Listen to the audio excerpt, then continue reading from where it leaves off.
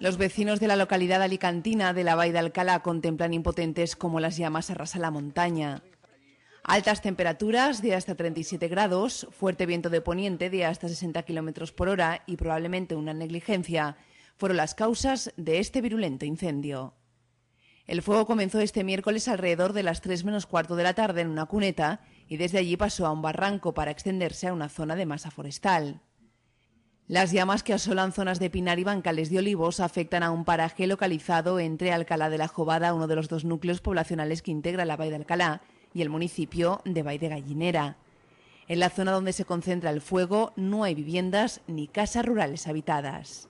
Yo bajo tengo un bancal de muchos cerezos y claro, estoy viendo que se lo va a arrasar, o sea que la intranquilidad es eso, pero por lo demás no, la gente no tiene miedo de que llegue aquí el fuego ni nada, de nada. Estoy aquí porque, no sé, a ver si baja el fuego, me da miedo. No, las llamas en cuando encuentren el campo que están trabajados se van a parar ahí. Y también hay un equipo muy bueno de bomberos. Posiblemente se puede apuntar a que ha sido una negligencia, una quema incontrolada.